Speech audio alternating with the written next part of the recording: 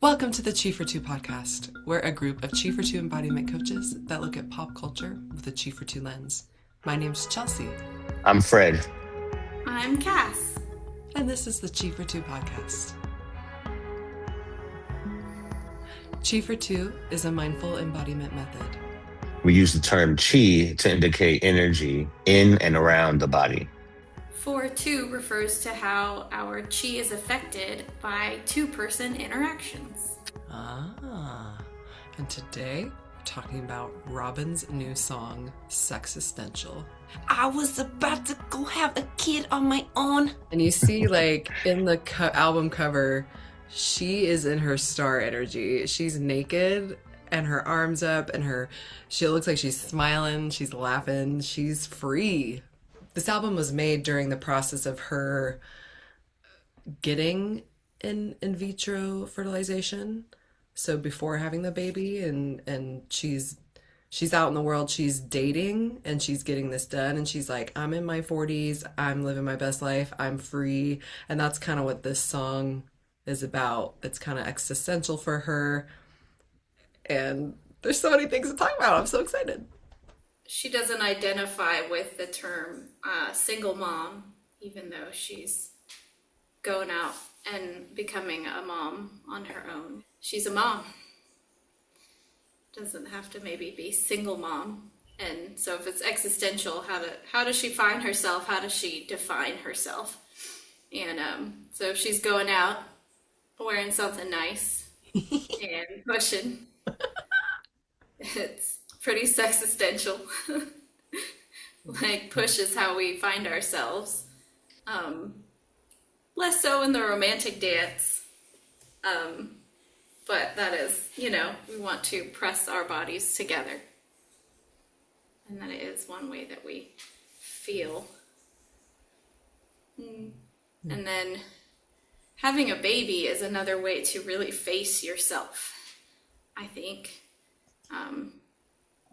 Feeling your creative energy, what she's worked with for a long time to make music, and now she's working with to have a baby, and that will, in the pandemic, a lot of people, I think, faced themselves, and so doing that and realizing she wants to have a kid and going on this journey that's also really hard. all the things, and getting to be mad about it and have her teeth and her claws and jaws, all that, with the cool, like, mouthing consonants and everything she's doing in the song. It's good stuff. Yeah, it's funny when she says, like, fuck a therapist. It's not mental. Saying, like, people are really used to maybe, like, talk therapy, not so much somatic therapy. So I thought that was interesting, her saying that. She's like, I need philosophy. This is existential. I need a push. I need to feel my body. After a therapist, but PTSD from all the tests. Hormonal rants on IG. Kind of feels like a urgent mouthing of consonants. It was a song that I don't know that I had heard anything else like it. And so I'm working on trying to fully see where she's coming from. Yeah. So IVF takes a long time. It's expensive. I haven't done it, but, like, read about it. And I mean, she's gotta take a bunch of medicine, some hormones and stuff. It's gonna make her body feel crazy. Being pregnant also can make your body feel crazy. So there can be a lot of wish to have somebody, like, catch some of that, I think. And if there's nobody to catch it because it's just what the doctors are doing to you, then I think there can be, like, this little bit of rage. But she seems like she's doing a great job, like, with this song, like, processing it for herself, like, so spitting the words out and, like, and doing the mouthing consonants, and it's just a really hard journey. And so it makes sense that she'd want to make a song, I think, to process it for other people who are going through it, because it's becoming so much more popular for women in their 40s to, like, do IVF and have children later in life, and it's a hard one, but it sounds like it's really, really a hard journey. So I'm glad she made it. Yeah, I'm wondering if Fred, like, if it feels like maybe she's throwing goo in a way, almost like, it's like too much, like I can't catch. She's the artist, right? So she's supposed to be, she's catching her stuff and she's making the song. You can listen to the song if you want to or not. But maybe for some listeners, it might feel like she's throwing goo at you. Because at first it did kind of Yeah, feel like yeah. that to me. I was like, oh my God, what is this? But then the understanding of it helped me know that she's catching her stuff and she's kind of being a support in a way for others who are going through the same thing. Like, look, I'm doing it. Yeah, it feels crazy, but here's how we'll move through it by pushing. Okay, yeah, no, that makes sense. I'm with that. Being able to get that out of your body is key. I think what we as she for two embodiment coaches recognize having the choice and the ability and the space to not only breathe, but to know what's right for yourself, to be able to express it. Yeah, I think it's a lot of stories in the past and songs around motherhood have been like really like I love being a mom and it's great, it's a beautiful thing, and it's like very flowy and nice, and there's a I don't think it's talked about. I mean, it's certainly talked about more and more now that there's postpartum depression. I don't think people talk enough yet about postpartum rage, or like the rage that can come with hormone changes and things like that. Um, that it I can speak from my own experience and catch for myself over here that like when I had my daughter, I felt so angry afterwards because it was so much and it was so hard, and why did it have to be so hard for me? And I wanted there to be a village for me. Um, so I appreciate Robyn's song because it has so much bite snap around the idea of becoming a mom, instead of it being this like just just really flowy, matchy thing. Because it's a lot in our world. Um, some things are it just feel so much harder than they need to be, and there can be so much anger about it. And it helps to have somebody who can catch. I had my therapist, I had Dee, but it still didn't feel like enough, because really there's supposed to be a village. It takes like so many people to raise just one child. And so feeling like the rage isn't just hormonal stuff, that it actually does come from somewhere that's completely valid, and not just to get it out, but to move through it and to harness that energy to do something like make a song. I think that's really lovely. Hmm. Oh, thank you for sharing that, Cass. Yeah, I wish there was a village for every childbearing person. But I think that we're moving that way. I think there's more and more people talking about it, and Hmm. so songs like this are great. Like bring it out there that yeah, we've lost something as a society here, and what can we do? In Chief 2, we're interested in training elders, training people to be elders that can turn and catch for the younger generation more and more. So if we have more people who are able to do that, then we'll have more of a village. We won't be Hmm. so isolated. Yes. Beautiful. Did y'all get a chance to listen to the other song Dopamine on the Sexistential album? It's awesome. Mm-mm. It's cool because it talks about dopamine, like actual chemical reaction kind of stuff, which is I feel like really relevant. Would you guys want to take a minute to listen to it? You can take a And sec. I'm really curious about it. I know it's just dopamine, but it feels so real to me.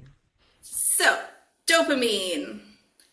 People talk about dopamine in a way that may not be everything.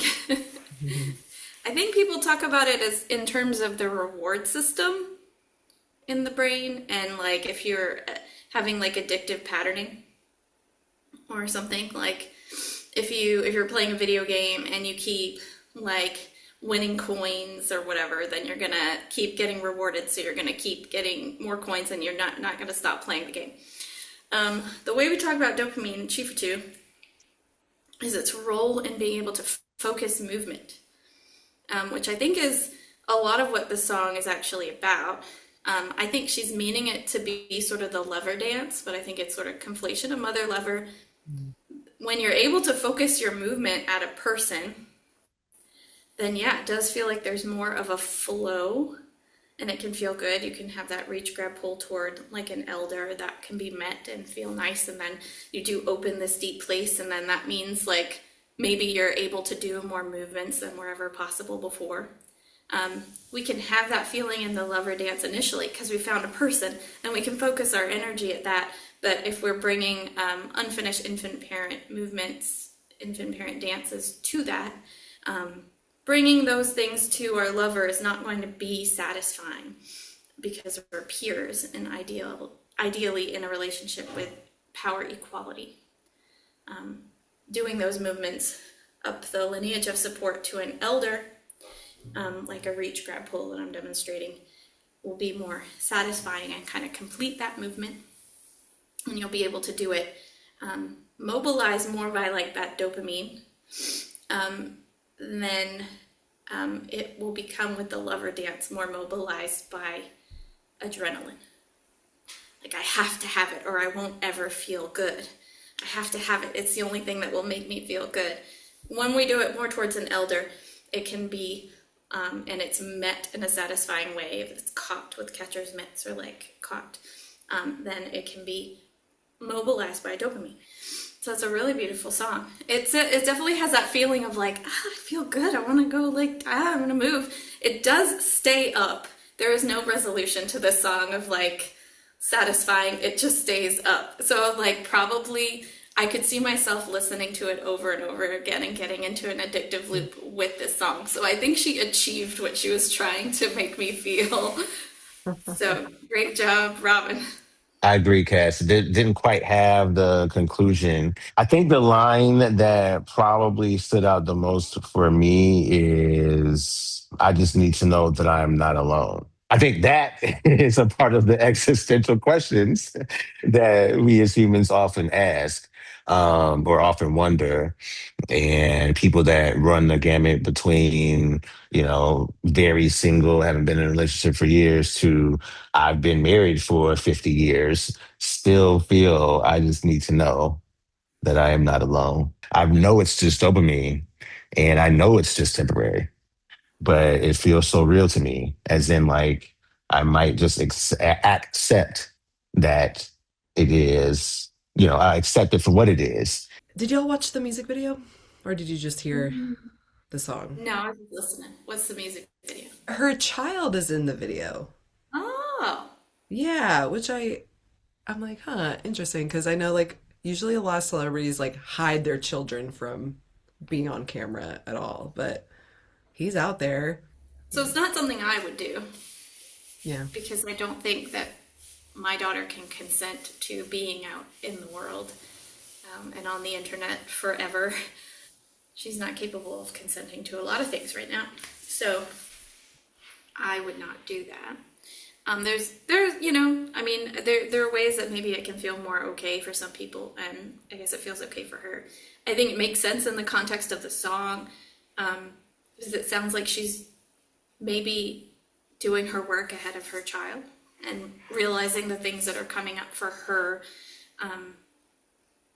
around being a parent. And so if she's reaching and bringing to her, then it sounds like she wasn't reaching toward her child. Mm-hmm. That's the main thing, to feed her baby self, is that would be less than ideal. So reaching to the greater to feed herself in a reaching up, that sounds lovely for her to be doing with this song. The song feels kind of womby, so that makes a lot of sense. It's interesting that I heard so much conflation of mother lover in the song, and that she actually, in writing it and the way that she made the video, sounds like she's very aware of it being about infant parent dances. Dopamine is, like I said, it is essential for being able to focus movement. And in Chi for Two, that is one of the main things that we are working toward your developing medications that are less about inhibiting negative movements, negative behaviors, and more helping people being able to focus their movement. Like when we have like our babies and we have like the Moro reflex and we're not able to control our arms, being able to be in the pouch and do our elbow push, being able to bring your arms out from the side and push into a chair or a wall or a blanket. So it's one of the earliest movements that we do in the pouch to start our navel radiation. Being able to do that is focusing our movement, pushing against our caregiver, and then being able to bring our arms out and direct it towards a thing to be able to focus movement towards something. First, we learn to focus movement at our caregivers. Like they'll lie down and reach up, touch your face. My daughter played with my hair a lot. Mm-hmm. But being able to focus your movement at a person, that's how we learn. And there's so much in our world that really makes it hard for us to focus our movement. I mean, we've got screens out the wazoo and present everybody with different solutions for discomfort. Here, take this, try this, do this thing, do this thing, do this thing. So it's really hard to focus on anything. And if you're just able to focus your movement at a person, and then you can help co-regulate your nervous system. And that's so much more helpful than all of that franticness. Mm-hmm. But the dopamine helps you be able to do it. When you start to do a reach and it's not met, the dopamine turns into adrenaline and becomes like a frantic kind of thing. So in the dance of relationship, if we're able to catch and get a satisfying reaction with our gestures, then the movement can be focused with dopamine. When it's not, it can get into this addictive patterning. Then it's like the dopamine is temporary and it's gone, and nothing's gonna make us. We've got to keep trying to feel good, like all of that. That's how it happens.